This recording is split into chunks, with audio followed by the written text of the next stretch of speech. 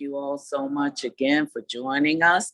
This is our first Florida Food Forum since the Florida Food Policy Council went on a hiatus and a break to do our internal strategic planning and just looking at ourselves internally as an organization, as a group, to look at who we are and who we want to be and how we move forward to do our work through an equity lens, and how we come back better as a partner, as a stakeholder, as a friend to the community, as a friend to everyone that we work in this incredible space with.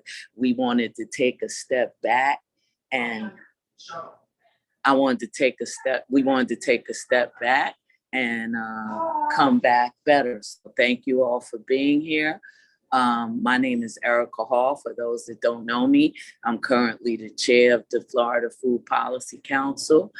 We have a few of our board members also on the call and some of our staff. So if we want to take a minute just for everyone to say hello quickly, and then we'll roll into our speaker. So just to introduce again myself, we also have Erica Hardison, who's a member of the board. If you'd like to say a word or two welcoming people back.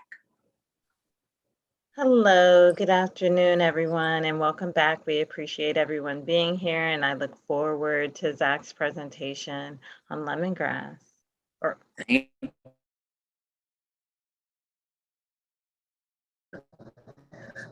We also have, I'd like to say a few words and then introduce Zach, our Zach, and Lana and the rest of our team, and then we'll move it and introduce our speaker.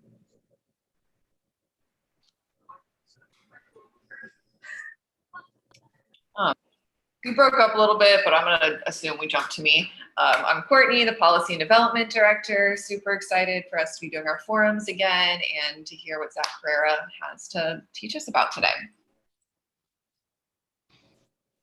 Hi, everyone. My name is Lana Shahabuddin. I'm a researcher writer for the Florida Food Policy Council, calling in today from Coconut Creek, Florida.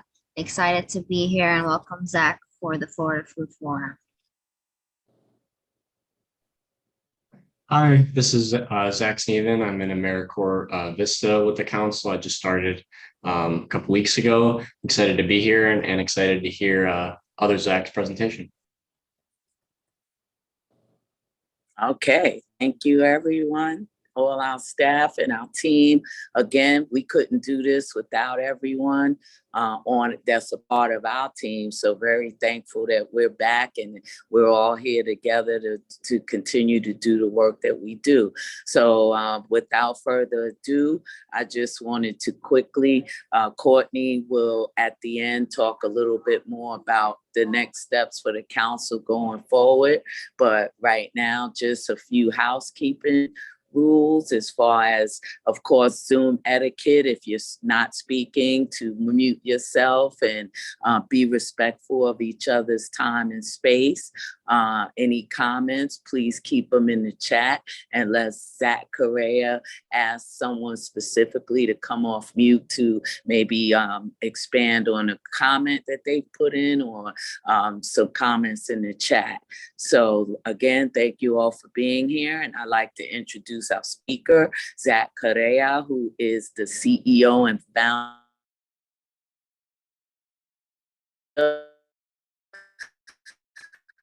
of LemonGRAFT and sustainable food communities. We're very happy to have him. I'll turn it over to you.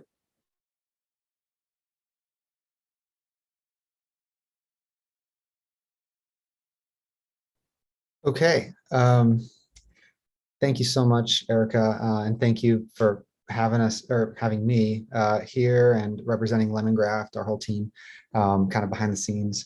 I get the privilege to speak to you all today about food communities and sustainable food systems, and kind of what's going on in the world right now, and what kind of attempts are we trying to take to help alleviate some of the stressors that are being placed on our food system right now.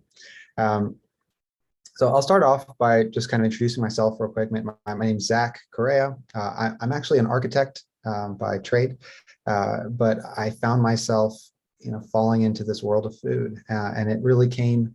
It came from approaching the designs for sustainable communities, doing a lot of master plans for sustainable communities, and trying to figure out, like, what does it mean to be a sustainable community, and what do we need. I was approached by a developer who asked me to design a sustainable community. It was like 400 acres, and it was a crazy big project. And in that experience, I realized that we needed sustainable infrastructures to precede the architectures that would take place. Because what we're trying to do is we're trying to build sustainable architectures on top of unsustainable infrastructures. And so when I started exploring down that rabbit hole, I realized that food was really the starting point. Food, if we didn't have a sustainable food system, then we really couldn't have a discussion about really any other sustainable infrastructures or architectures, because everything else is really dependent upon our food system. And so it's very, very fundamental in that. And so that's kind of how I landed in this area, in this space, trying to address a part of the food system and seeing how we can help make it a little bit more sustainable. So lemongraft.com, basically what it is, it's a website that allows you to shop in your neighbor's backyards. You can see what everyone in your community is growing, and then you can buy and sell local and homegrown foods. And it sounds like a pretty simple idea. And I think that's kind of the point, is that it needs to be really simple. We have 3 roles on the platform. So you could be a grower, you can be a host, you can be a buyer. And this is important because, what this is doing is it's opening up the platform to small scale growers, people in the community, out of their backyard, or we have people even in apartments who are growing on their balcony. And it creates a really easy way for them to connect more to the market. Hosts, what they do is they provide a venue in the community that allow growers to be able to sell through that location. We call them lemon drops, and there's a bunch of different lemon drops all throughout the community. And then buyers can shop through those. It's kind of like pop-up storefronts. I'm going to get more into LemonGRAFT in a little bit, but I just wanted to kind of give an overview of, like, what this project is before I dive into the real presentation here. So we got buyers, growers, and hosts. I'll come back to these in a minute.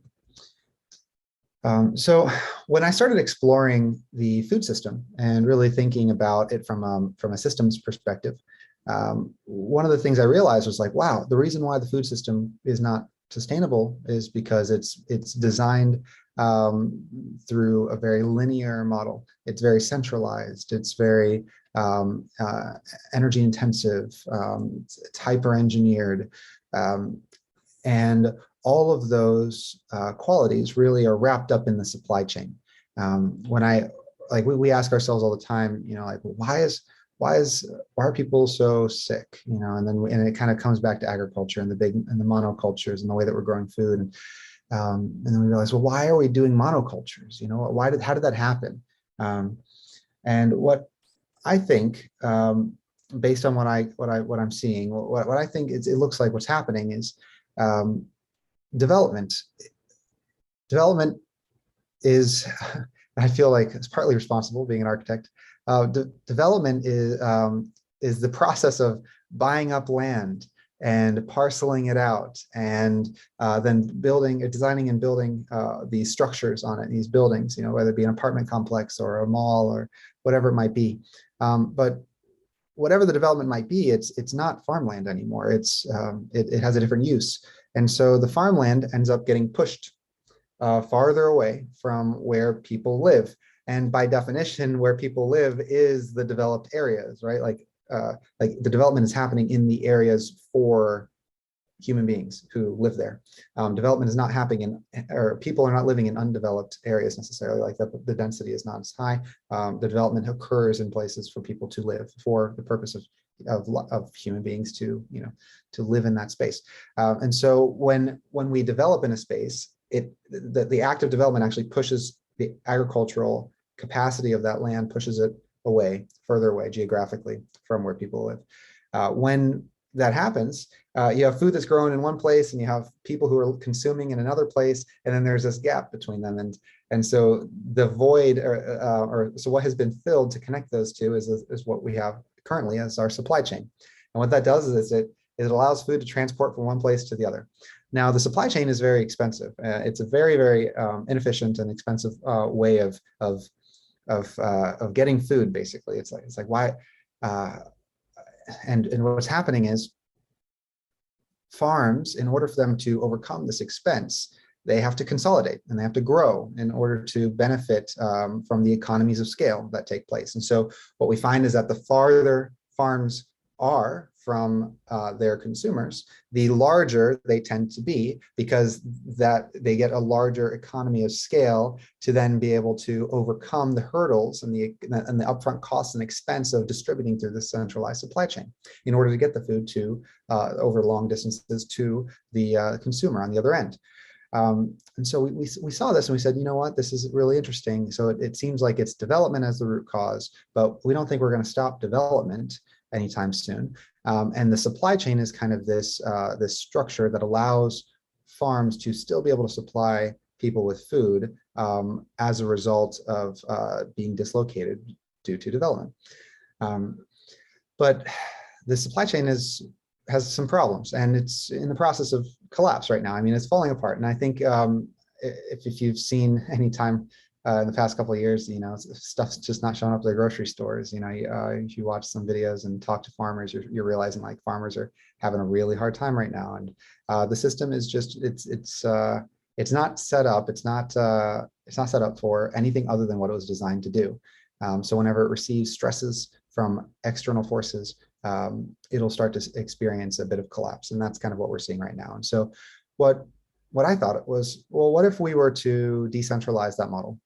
Instead of a centralized supply chain, what if we were to break that apart and just kind of like let go? Because right now what we're seeing is that everything in food is kind of built upon this supply chain, and we need to get it off of the supply chain, because the supply chain is not a sustainable infrastructure. We need a sustainable infrastructure if we're going to build a sustainable food community upon that. And so we think, let's start with the supply chain.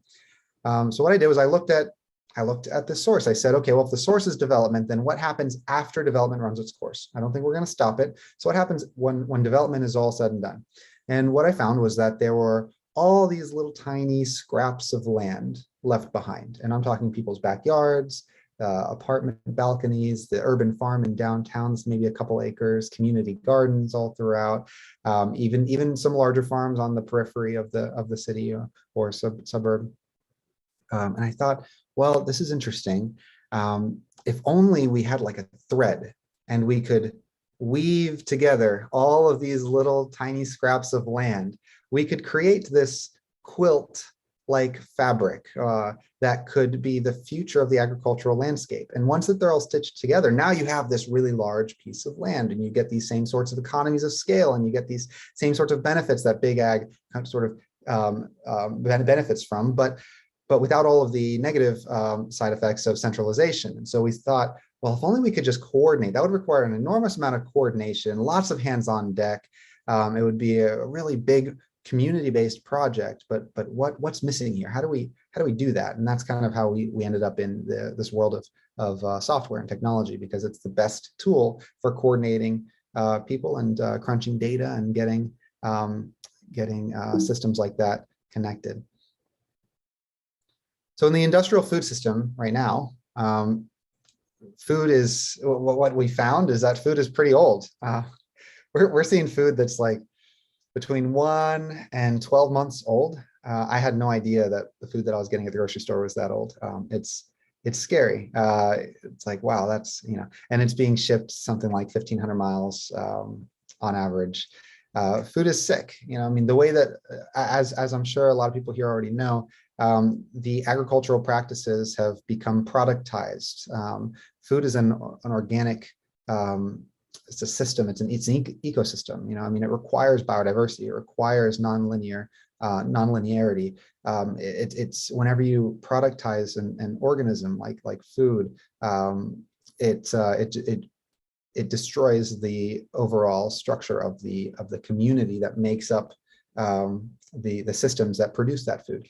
And so as a result, we see the collapse of our food system. We see food requiring enormous amounts of pesticides and antibiotics. I mean, that's what they are, is they're antibiotics. Because and so over the span of the last couple of decades, we've seen like a 20x increase in the use of antibiotics in order to keep food alive, basically. So I liken it to food being on like life support.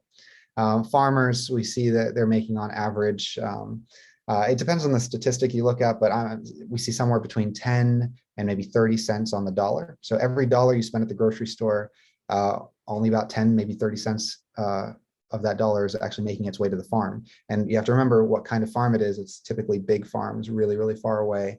And that's not, it's just not sustainable. Like, where's the rest of the money going? I'll tell you an anecdote. I was talking to an architect friend of mine about this. And he said, "Oh, you don't have to tell me about the inequalities in the agriculture system." He said, "I was doing a garage for a food broker." And there's nothing against food brokers. I have friends who are food brokers. I just think it's an interesting story to see how the dynamics work in the system, because the system is ultimately what's incentivizing these kinds of inequalities. And he said, I spoke to a food broker, and I was doing an expansion for his garage for his 12 Lamborghinis. He said, but he didn't have enough garage space because he was buying new cars. And he's like, and he didn't just have 12 Lamborghinis. He had like Porsches or Ferraris in between each of them. And then on lifts, he had all these classic cars and whatnot. And so then he was expanding to the other side of the garage. And I asked the guy, he told me, he said, "Where do you get all your money? You know, like where's your money coming from?" And the guy laughed and he said, "Oh, I'm a food broker." And he said, "Oh, okay. But really, like, are you like in the mafia or something? Like, there's no way you make this much money from food brokering." And he said, "No, seriously, I make 300% profit margins." And it's just mind blowing. It's like, how is that possible? And then at the same time that I heard this story, we were talking to another farmer about LemonGRAFT, and as soon as he heard about this, he was like, "Oh my goodness." He's like, I need to bring you to my brother. He's a peach farmer in Central Florida, and he's struggling right now because he got a call from the broker, and the broker said, "Hey, I'm not gonna buy your peaches this season." And if you know anything about the agriculture system, farmers often have to take out an enormous amount of debt in order to, at the beginning of the season, in order to make it through the season, because their agricultural practices are very intensive, very expensive form of agriculture, and so it tends to require a lot of capital up front in order to get through the season, and they need the payoff at the end, so they need to be able to move that, and that's what the brokers help them do, is they help them move the large volumes of product. And so the broker said, "No, I'm not going to be able to buy it." This was at the beginning of the pandemic, so he was having difficulty, moving the product. He said, "I can't buy it from you." But the farmer was holding all the risk. The product wasn't guaranteed sold yet. It hadn't been sold yet, so he was holding on to it. And he said, No, you have to buy it." The farmer said, "Like, I'll go out of business if you don't buy this." And the broker said, "Sorry, it's not my problem. You'll have to find somewhere. It's not my problem." Click, hangs up. So the farmer goes to church that Sunday and tells everyone, he says, "Hey, everyone, I'm peach farmer, where I live, down at the farm down there. Come on by, pick whatever peaches you want for free. I just hate to see them go to waste. They're the best they've ever been. It's really great this season." And so people start showing up after church, and they start picking peaches off the trees. And he gets another phone call from the broker. And the broker says, "Hey, I just wanted to make sure I was clear. Those peaches, I want you to understand, they're not your peaches. They're my peaches. And if you try to sell a single peach, or even if you even try to give away a single peach, I'll never buy from you again. As a matter of fact, I'll blacklist you." And so the guy was like, "Oh my gosh." And he ran outside. He said, "Hey, everyone, stop picking peaches. I cannot let you take any peaches. I'm so sorry. I'll lose everything if you take these peaches. Please leave them." And there they were, drop, just rotting on the fields. And I asked some people in the industry about this. I was like, "Is this an isolated story? Like, what? This seems like something out of a nightmare." And they said, "Oh no. We've heard exactly the same story, time and time again. Like, it's all throughout the industry." It's like, wow, that's fascinating. How could a system incentivize this kind of dynamic? We're also seeing food inflation, and the prices of food are going up. I think I talked to my dad like a couple weeks ago, and because I get the question all the time. They're like, "Oh, well, local food is more expensive than food at the grocery store." And now I'm getting calls from people saying, "Hey, Zach, do you sell this stuff on LemonGRAFT? Do you sell this stuff?" I'm like, "Yeah, why?" They're like, "Oh, because the price of eggs just doubled since last week. Like they're twice as expensive now. So your stuff is cheaper. Like the local stuff is cheaper now." And it's like, oh my goodness.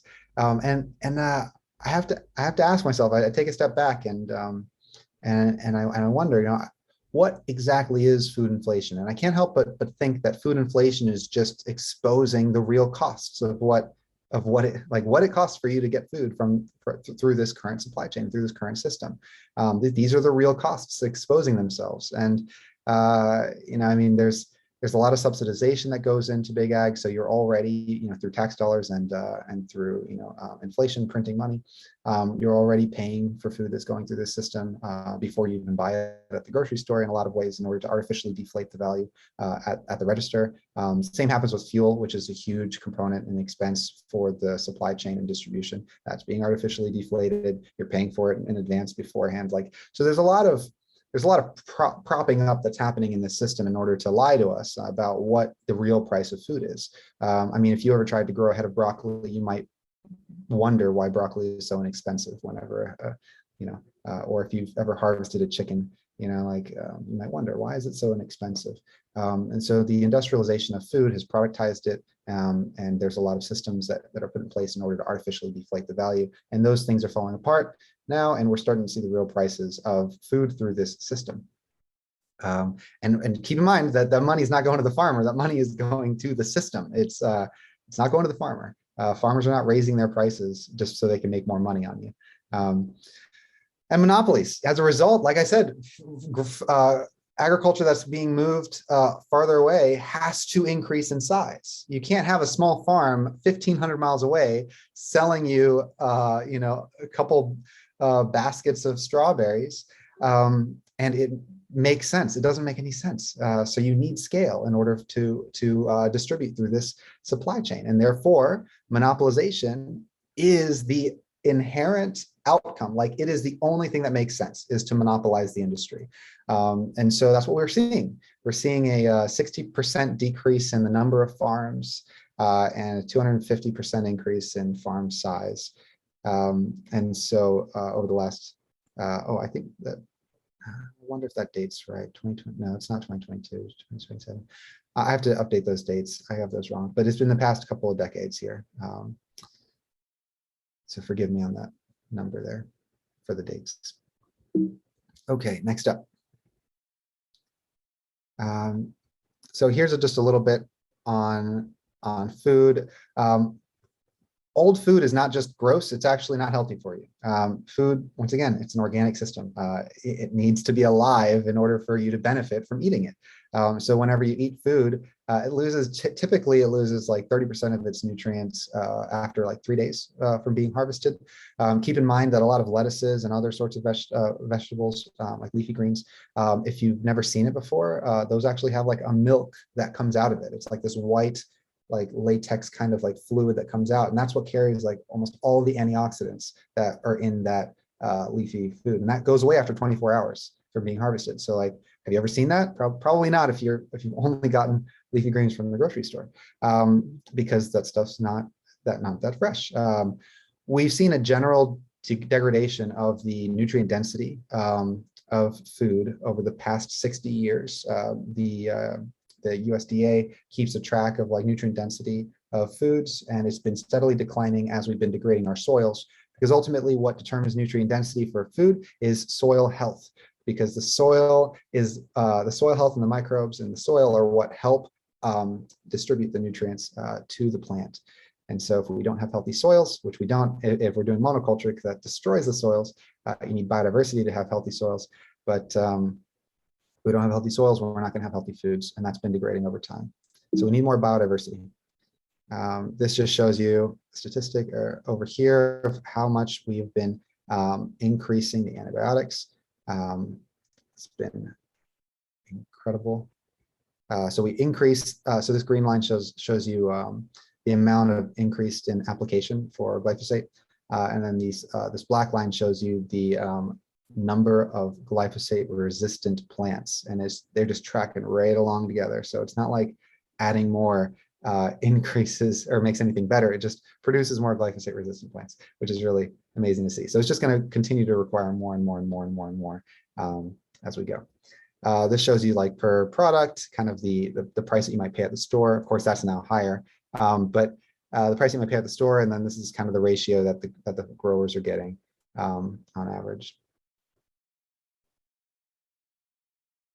And inflation. So 40% inflation over the last 30 years. I think it's probably more now since in the past like year or so. I just don't have hard data on that, but we're seeing those numbers like skyrocket. So if you notice, fresh produce has inflated the most, and the reason is because it's hard to productize. I can't emphasize this enough. The centralized supply chain is really great for products that are shelf stable, but organic things like food, they're not easy to productize. And so putting them on shelf for a long time, shipping them long distances, it doesn't work really well. So the cost has gone up tremendously under this current system. Eggs, raw meat, baked goods, all the same. And then you get down to these like fats and oils, sugars, soft drinks. Those have actually deflated in value. And so what we're seeing is that the productization of our industry has created inexpensive processed foods or inexpensive products. So food as a product is booming right now. Food is excellent as a product, but you're not going to get the good kind of food that actually nourishes the body. We're talking sugar, soft drinks, fats, oils, things like that are becoming much less expensive through the system because they're easy to productize. So processed foods are becoming way more available. And monopolies, this is basically the same statistic that I was showing earlier, showing how over the span of this period of time, I think since over the past 50 years, I think it was, we are seeing a decrease in farms by 66% and then an increase in farm size on average by 250%. So then LemonGRAFT, like what's the difference, right? Well, what are we proposing that would change anything about this? Well, on LemonGRAFT, your food is less than a day old, typically. We find that people are harvesting right before they drop off. So you're getting like a few hours off the plant in most cases. And if people are, traveling maybe 4 miles, 5 miles, it's like not really far. It's literally your neighbors, right? Like people in your community. Food's healthy. There's no antibiotics because you don't need it because you're growing in biodiverse environments. I mean, people are growing in their yards. They have a lot of diversity in their community, and so we're not seeing the need for that. We've been actually measuring nutrient density of food products using like a brick scale. It's not a perfect science, but it's a start, and it helps us to understand the density of soluble solids in the juice of the food. And what we found is that on average, it's like 2 to 10 times more nutrient dense than the stuff that you see at the store. And a lot of that's just, it's grown in more biodiverse environments, and it's more fresh because the supply chain is shorter. Growers are receiving something like 2 to 5 times more profit through this system. And it's creating an industry that now is more sustainable economically, because when we think about sustainable systems, there has to be a sustainable economy around these sustainable systems. And so this is producing that. Now our farmers are actually able to profit off of their efforts. Transparent pricing, right? So like there's no subsidies, right? Like the government's not subsidizing your neighbor's backyard peach tree. So you're not like prepaying and having all these hidden costs to the food system. There aren't any of these hidden environmental costs or external costs that are being absorbed by other entities or other things. whatever you're paying, that is the actual price of the food. So there's something nice about knowing what the real cost of your food is. And it might be a little more than what you see elsewhere, but just keep in mind, like there are a lot of hidden costs that either you or someone else is paying for whenever you're getting something that just doesn't make sense how it's so cheap. And then fair market.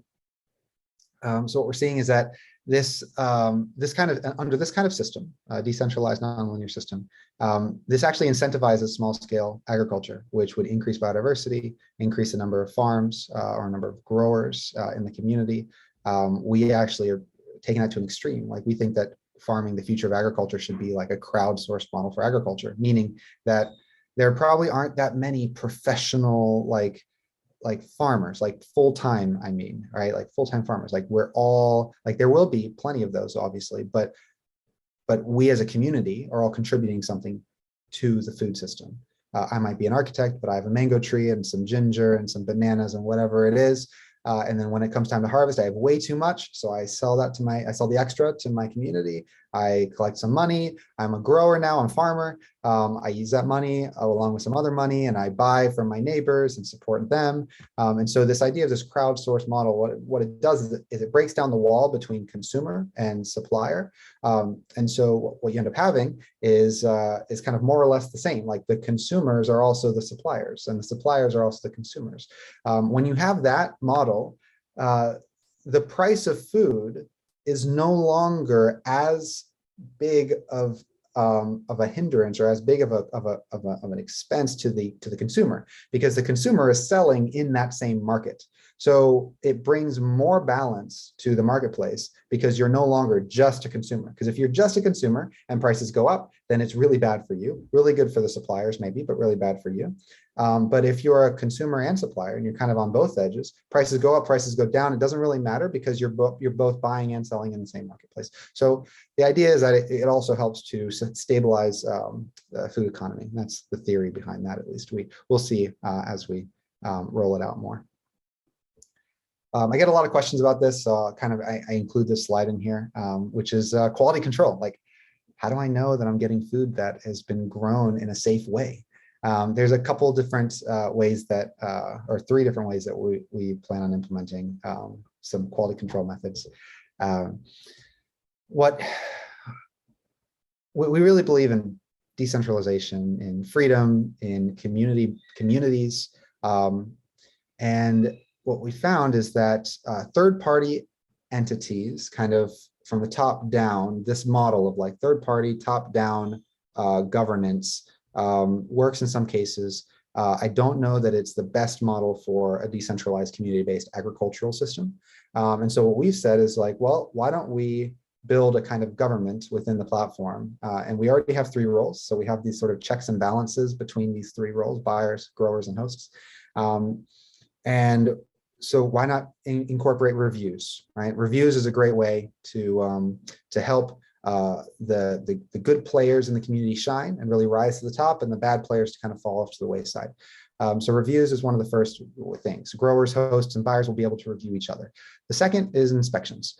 And if right now inspections is kind of a complicated and it's an expensive thing to have done. You know, if I need an inspection from the government, it might cost me $150. And I'm not going to do that if I only have a few bags of lemons to share to my community. So inspections are really, what we found is it's a barrier to enter the market. And we're trying to remove all these barriers to enter the market. And so what we found is that we can verify growers through an inspection process through this, what we call local leaders. And local leaders are people in the community that have been verified and know exactly what they're doing. They're excellent, you know, at growing or whatever it is that they're doing. And so if I'm a new grower in the community and I want to be verified and I want to have my products reviewed and in order to help me, you know, have my products show up in a better way on the platform, I can say, hey, I want someone to check out my garden or my farm or whatever I'm doing. So a local leader will come and stop by for free because LemonGRAFT will incentivize the local leaders in a lot of different ways on the platform. They'll get a lot of value for being a local leader, but one of their responsibilities is they need to shepherd the community This is giving back to the community of growers. So they'll stop by, they'll say, hey, let's check out what you're doing. You say you're organic, let's see your compost pile. Let's see, you're selling bananas, where are your banana trees? Things like that. And at the end of the inspection process, the grower or the local leader will give them a thumbs up saying, hey, everything looks great. You're not like, growing on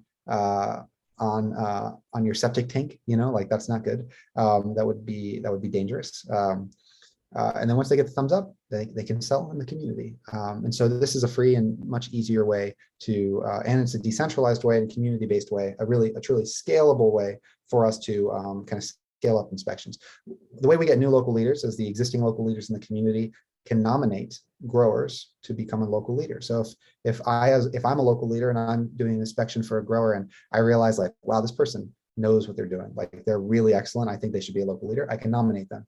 And then once they get a certain number of nominations, they'll go up for review with the platform, and then we can activate their account as a local leader. And now they get tons of benefits on the platform, and they'll have a responsibility to then go and shepherd more growers in the community. And that can branch outward and start to scale. And really, it's a more internal community-based review system that we think is important.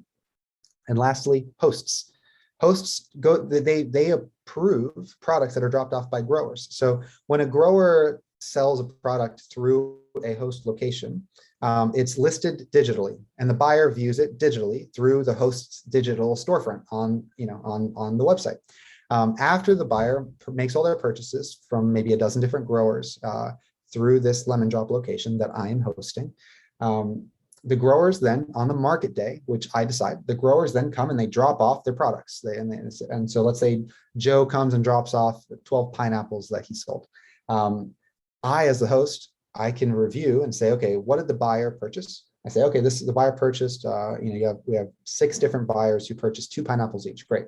So I need 12 pineapples. If Joe only dropped off 11, then I'm going to reject one of those pineapples and say, listen, Joe, you can't get paid for this 12th pineapple because you didn't drop it off. I'll pay, we'll pay you for 11, so I can approve that. Let's say the pineapples are rotten. Well, I'm going to reject some of those pineapples if they're rotten, right? But if the pineapples look great and the number is right, everything's great, I'm going to approve it. If Joe tries to drop off some bananas, I'm going to say, Joe, these are bananas, these aren't pineapples. I have to reject that. The buyer purchased pineapples. So the host acts as a filter or a review to make sure that the product is not rotten, visibly damaged, or misaligned with the product listing in any way, because the buyer is purchasing based on the product listing. So it has to match the product listing. So the host review the products to verify quality before the grower is paid. Once the host approves it, the grower gets paid, and then the grower moves on with their life. They get to go home, sleep, or do more work. I don't know, whatever they want to do, but they don't have to sit at a market anymore, trying to peddle their pineapples to everyone who walks by, spending all weekend and a ton of time and a booth fee and all this other costs, harvesting an unknowable amount of food, bringing it to the market, hoping that they sell it all. If they don't, then it goes bad. So all these all these things go away. And if Joe didn't sell anything, then he did no harm, no foul, because it didn't cost him anything. So we've been getting lots of great reviews from the community. They're very excited about this, and we hope you are too. I'm going to open it up to questions now, and I'll see if I can open up the chat here. I'm happy to answer whatever questions you all have. Yes, Zach, there are a couple questions in the chat, and then I know Erica Hall also has a question for you. Yes, there's questions in the chat. If we want to go with those first, let me see. There is Christian Lester. I don't know if she's still on or if she left, but her question is, how are you ensuring that data related to this project is open source? It's multiple questions within a question, so I'll stop there and let you answer that one first, Zach. Yeah, this is great.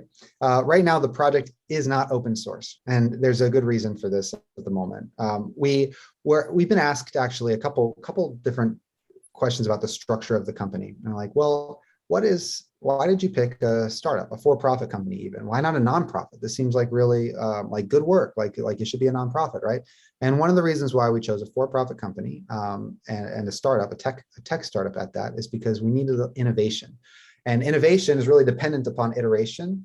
Iteration meaning that we don't know exactly what the end is going to be. So we have to start, we have to pour money into the project, develop something, and then at the end, we might get something completely different than what we thought we were gonna conclude with from the beginning. But if we were a nonprofit, we would have to apply for grants, and grants require us to declare the end from the beginning, which effectively gives us an iteration cycle of 1. I want an iteration cycle of 1,000,000. I want to make a lot of mistakes along the way, and then try to find our way in the dark to whatever this solution might best be. And so we picked a for-profit company because we needed a way, we needed a structure that allowed money to get into this project.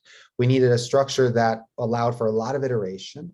And so a for-profit tech company was the perfect model for that kind of iterative exploration into the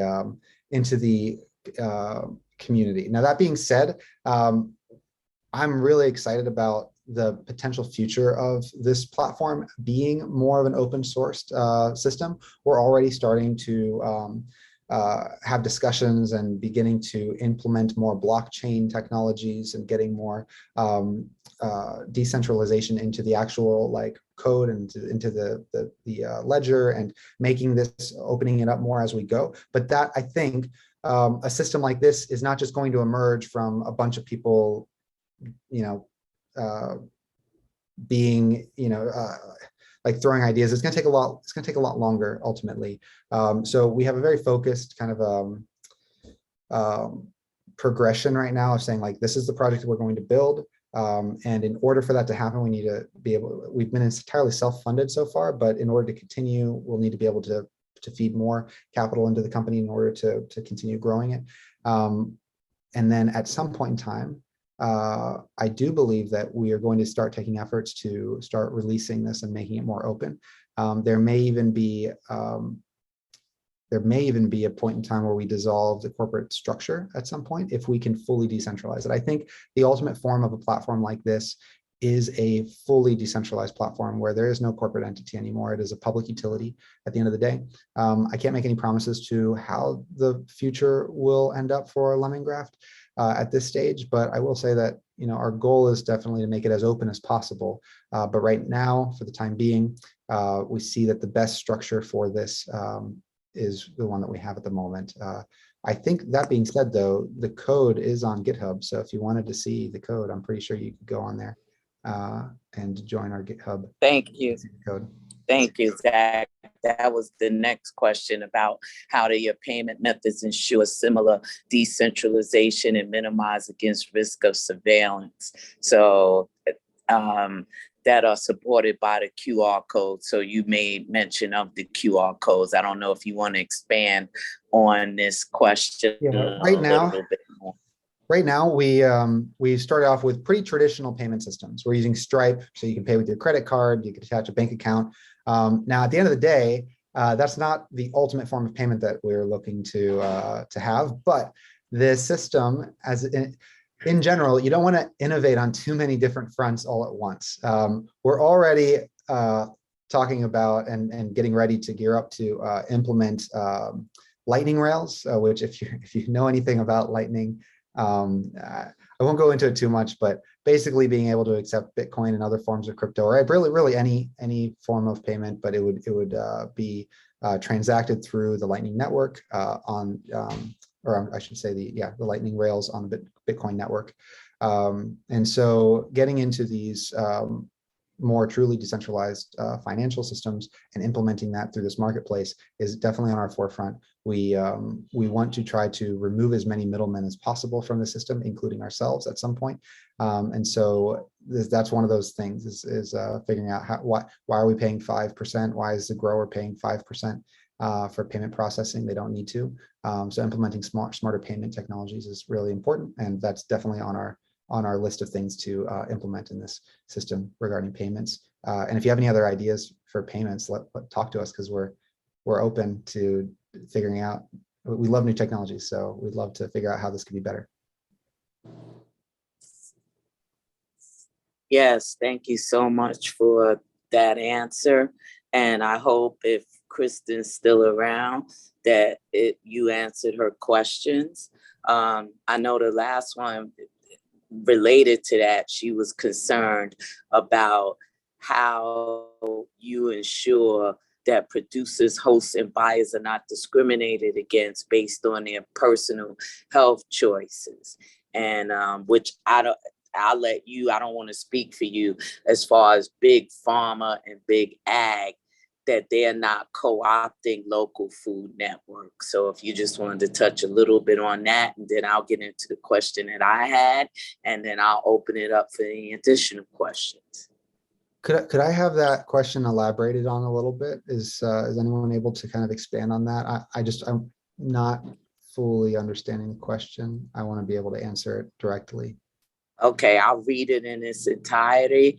It says at local level, platforms for payments are being developed by entities responsible for vaccine passports. These systems encourage discriminatory and cater to big pharma and entities responsible for industrial agriculture. How are you ensuring producers, hosts, and buyers are not discriminated against based on their personal health choices, and that big pharma and big ag are not co-opting local food networks? So that's a mouthful. I hope you heard it all. Yeah, I did hear this all. This sounds like a really big question. I'm not sure I'm going to be able to answer it directly. I would almost like this seems like a meeting. Like I would like to meet and discuss this a little more to try to understand exactly what Kristen is at. This is Kristen, right? Kristen Lester. Yes, it is. And we can connect you with her afterwards if you would like that. Sure. So I can answer part of it. I think I have some part of an answer that might help to expand on this. One question that we've been getting that I think might be related is like, how do I know that that this isn't just going to be, like on Etsy, for example, it started off where it's like, oh, I'm getting all these cool handcrafted items from people. And then now it's just like I'm just getting stuff from China, like like anywhere else. Like it's not, it's all the same. It's just being marketed differently. And what I found is that the way that this system is set up, it actually disincentivizes big agriculture from participating because it's not profitable for big agriculture to participate in LemonGRAFT. It's actually the bigger you get as a farm, the less efficient less efficient your economics get on LemonGRAFT. Just because in order for you to distribute through LemonGRAFT, like once you get to a certain scale, you'll max out your market locally.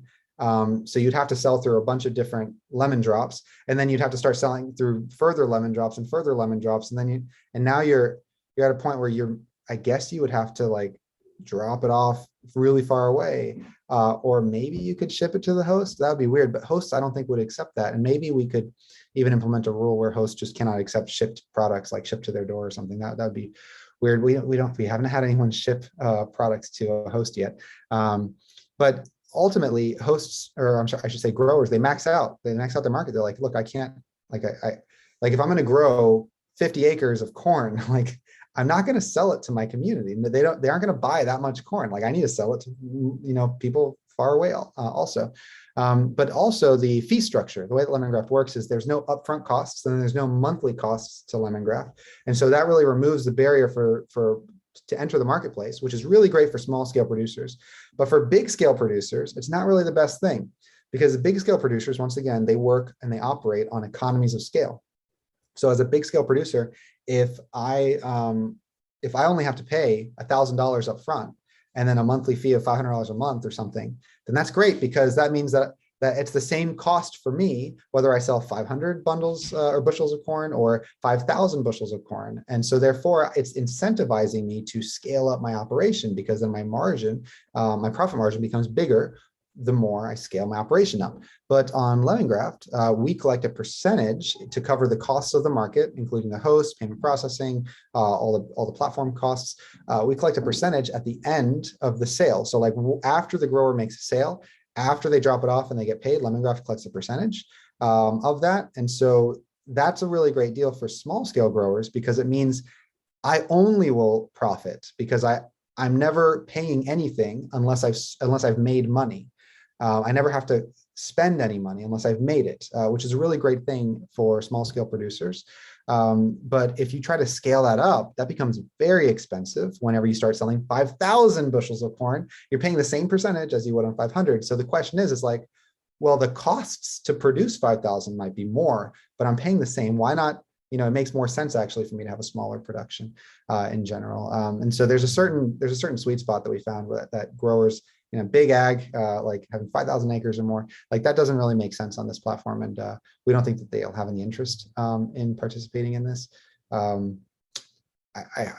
don't know if that answered the question, but I would love, it seems like a really important question. I would love to learn more about exactly what Great the answer for that are. It may, as Courtney said, it was a great answer, but as Courtney said, it may warrant additional conversation, and we'll follow up on that. And finally, for me, two quick things. One, first, thank you so much for this extremely informative and thoughtful and insightful. As you're familiar with the Florida Food Policy Council, a lot of our members, they are on BT. I know that may be something you future don't want to be, but if you could just touch a little bit on that and what it looks like for LemonGRAFT. Zach, did you hear the question? Yeah, so it broke up a bit. Yeah. Erica, can you type the question because you broke up quite a bit? Okay. I think the question was related to SNAP EBT and would we be accepting that on the platform? Is that the question? Yes. Can you hear me now? Oh yeah, that sounds better. Yeah. Okay. Yes. SNAP and EBT. Quickly again to summarize, our communities utilize that service, and if you could just touch a little bit on that, and then finally why people should support LemonGRAFT over similar platforms. Awesome. Yeah, SNAP and EBT is on our list once again. With any startup, we always have to build out what's called the MVP, and that's not the most valuable player in startup world. It's a minimum viable product, meaning what is the absolute least amount you need to build in order to make it work, in order to make the idea function. And so SNAP EBT, unfortunately, was not a part of that, just because if you can buy it, then that works, right? Now, SNAP and EBT is essential for us for a certain number of users, obviously, members on the platform, and we've been finding that actually those kinds of communities in more underprivileged neighborhoods, they're really passionate about this. Like they really want a local food system. They want to participate, and I've helped several of them set up their gardens and see the potential in developing an asset in their backyard. Really, I mean, it's amazing to see the engagement from these communities. So what I don't want at the end of the day is I don't want LemonGRAFT to be some elitist platform for people who are wealthy or well off to be able to buy better food than they just because it's just because they can. The goal ultimately here is to open this up to everyone, right? Like that's the ultimate goal of LemonGRAFT, is to open up the marketplace to everyone. And SNAP EBT, I imagine, is a big part of that in order to make it affordable and cost effective for everyone. And so, yes, that's a part of our plan to implement that as a payment method, along with obviously the crypto stuff and other things.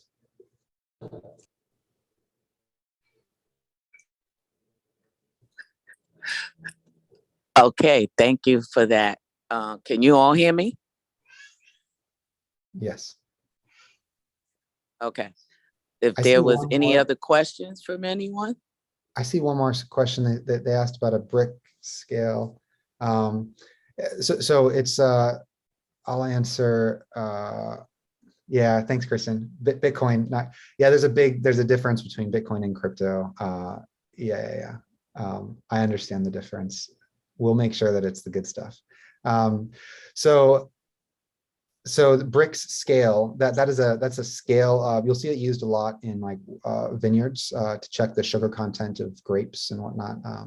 But the actual tool that's used is called a spectrometer. I can probably type it in the chat. I think that's how you spell it, spectrometer. It's you can get a cheap one, like 20 bucks. It's like it's an eyepiece with like a scale on it. You put a drop of juice on this on the sensor, and then you shine it up into the sunlight. You let the sun shine through it, and then you'll look at it and you'll see the scale, and it'll tell you the density of soluble solids. It'll tell you the density of soluble solids for that product, and you can compare it to many different products. And that's there are organizations out there that are creating much more technologically advanced nutrient density meters, where they like shine a light through the skin of the thing, and then the skin of the fruit or vegetable or plant or whatever it is, and they tell you, they give you a breakdown of like all the macro and micronutrients in the plant. That's like probably, I don't even think it's finished being developed yet, but the prototypes I've seen are like $300, $400, $500. So that's a little less accessible, but a brick scale does just fine. And it gives you a good idea of like how much of this can I absorb when I eat it. Yeah.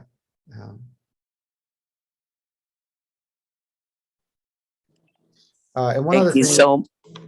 Thank you so much, Zach. Are there any other questions while we still have Zach? Yeah, there's one more. It looks like it was sent to me as a direct message.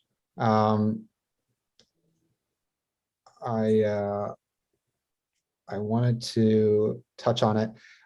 So the question is what's the difference between LemonGRAFT versus local harvest? I have analyzed so many companies out there that give you access to food and community. I cannot remember off the top of my head exactly how local harvest functions, but I can give some generalizations based on what we found. Generally speaking, a lot of platforms out there, they segregate the farmers. They section them off into their own little pockets. And the way they do this is through custom websites, right? So I sign up, I pay all these upfront sign up costs, and I pay this monthly fee. I get a custom website for my farm. It's Zach's, organic lemon farm. And then I have my website. And now if you want to buy my products or my lemons, you can come to my website. So you go to zachsorganiclemonfarm.com, and then you can buy my lemons, right? And that sounds nice. But the problem is that now Zach has his own little kingdom in this own little pocket of the world, right over here. And John has his, and Stephen and Sally and Sue, and all these people, like they all have their own custom websites now. And that may seem nice, but from the buyer's perspective, if I want to buy local food, I now have to go onto a dozen different websites, and I have to add things to my cart a dozen different times. I have to check out with my cart information like a dozen different times. Or if they don't have a website, I have to like call them up, and then I have to like say, yeah, hold that for me, and then I'll like pay them in cash whenever I get there. And that's all great. So let's say I actually do that. I decide, you know what? I'm so determined to buy locally. I'm going to shop on, all these different farms websites to get everything that I need, right? Because I need milk, I need meat, I need vegetables, and all the honey, and they're all on different sites. Okay. Well, what happens after I pay for it? Like, do I have to pay 12 different shipping fees, or do I have to like drive to each of them and pick up individually from them? So this model of like direct to consumer, which LemonGRAFT is direct to consumer, but we have that third role, which adds to the aggregation process, which helps with the actual supply chain. That's why we call ourselves a decentralized supply chain. because these other platforms don't offer the supply chain component. Or if they do, the supply chain is independently operated by all these different growers. And you need really like a localized, decentralized supply chain, not individual supply chains like this. And so as a buyer, like, I don't want to do that. I'm not going to spend all weekend, doing that. And I care about local food. I will never do that. And we think that in order for sustainable agriculture to operate, we need local agriculture. Like sustainable agriculture and local agriculture are like one and the same. We need diversity. It needs to be close by. It needs to be in cities and suburbs. So you need an agricultural model that can really, at a granular scale, turn people's backyards, like at that scale, turn them into farmers, and then be able to connect them to the network. And so you're not going to do that. If I'm an architect and I have a lemon tree in my backyard, I'm not going to get a custom website. So that's excluding me from the market.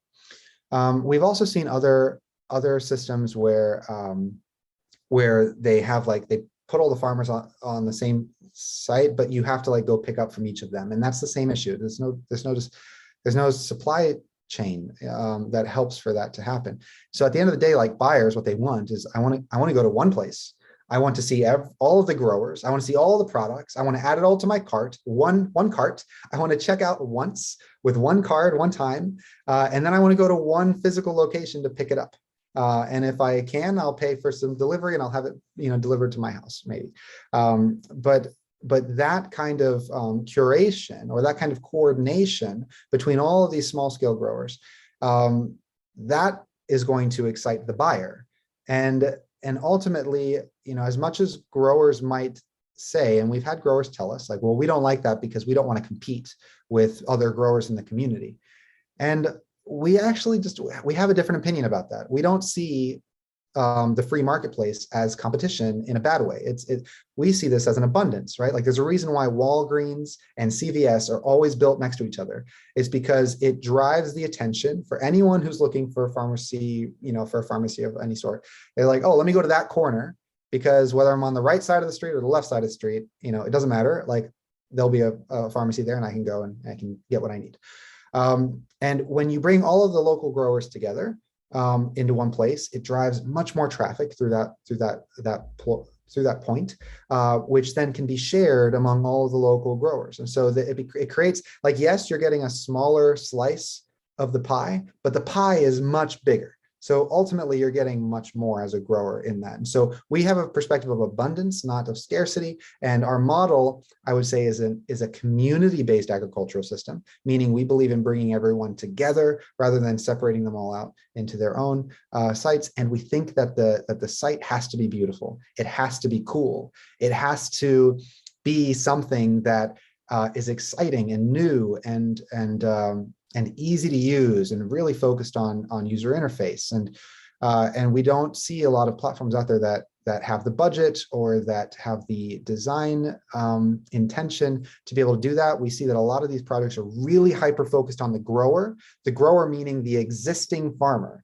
And we just think that the future of farming is going to be a redefinition of the farmer. So we're really focused on a different model of agriculture, really entirely, really granularizing the grower, making it a community-based agricultural system, bringing everyone together, creating the supply chain that connects them all, having this third role, which is the host, which we think is an important role. And ultimately, LemonGRAFT, keep in mind, we don't do any distribution. We don't have warehouses. We don't have trucks. We're not like doing the job. You're not paying us to like do stuff, which actually will limit our capacity to expand into new communities and increase our overhead, which actually you don't want. What we do is we're just a technology that connects the community, activates elements in a community, turns them into assets, and allows the people in the community to profit from their contribution to their current supply chain or their current food system or food community. And what that means for like underprivileged communities that don't have access to food, the reason why they don't is because businesses that are doing too much have such a high overhead that they're like, we can't afford to go into that community, so we're not going to. And then they don't get fresh food. But with LemonGRAFT, we don't even have to know about them. Like this is how much control the community has over this platform, is that they can say, independent of even us, they can say, we want a local food system. One of them raises their hand, says, I want to be a grower. And then they can do it. Another one raises their hand and say, hey, I'll host it. I'll provide a location. They can do that. And another person says, hey, I'll buy it. They can do that, and they can all do that independent of us. We don't have to put a dime in there. And now you're having growers who are making 2 to 10 times more profit. You have this host, this new job that's being created. Instead of exporting 90% of every dollar outside of the community by spending money at the traditional stores, you're maintaining like 80%, if not more, of that money. No, it's actually 90%. It's like 90% like in the community. Like it's reversed, literally the opposite, like economically. So LemonGRAFT is very much like a technology that we're kind of handing out to the world and saying, here, use this, to take it. You have to take ownership of it though, and build yourself a sustainable food community. Thank you so much for that, Zach. And in the interest of time, we want to be respectful. Thank you so much for your presentation. Any final comments or from anyone on the call before I turn it over to Courtney to close us out? My last comment would just be that, LemonGRAFT is, it is your community, right? Like it's not like we just want to be the thread, like I said, the thread that connects all those little tiny scraps of land together to create the quilt. The quilt is not LemonGRAFT. LemonGRAFT is just that thread. The quilt is you. Like you are the community. You are the fabric of the agricultural landscape that will kind of be overlaid on top of your geographic neighborhood and allow for you to have a sustainable food system. It's up to the people to take hold of this. It's not LemonGRAFT that's going to create a sustainable food community. It's the people in the world. And all we're doing is just providing the thread. That's really all we're doing. So just keep that in mind and spread the word and share it with your neighbors. If you want something like this, just need to do it. And now we've built out the tool that allows you to do it, to empower people to take charge and take ownership of their food. Once again, it's not a new idea. It's a very old idea, but it's easier now than it ever has been through this technology now. Thank you so much. Thank you, everyone that joined. We're very happy to be back, the Florida Food Policy Council, and we'll be starting up our food forums again next month. We have another exciting one around our farm workers and conditions and updates from that community. So again, thank you all for your support. Thank you, Zach, for that incredible presentation. Any follow-up questions or concerns, or if people ask for your contact info, to reach out. If you are okay with us giving your contact info, people feel free to reach out to Zach with any questions or concerns or ways that you could connect with LemonGRAFT. And again, thank you all so much. And I'll turn it over to Courtney to close us out. Thank you. All right, well, thank you all so much. As we're seeing in the chat, this was super inspiring and I'm so excited. Every time I talk to you, Zach, I get inspired and I'm excited. So I'm glad you got to do this here today. And within the next couple of weeks, we'll be posting this video on our YouTube so everyone can watch it again, and the larger community can also see the amazing work that's being done. So thank you all, and we'll see you next month for the next forum. Thank you. Thanks, everyone. Bye-bye.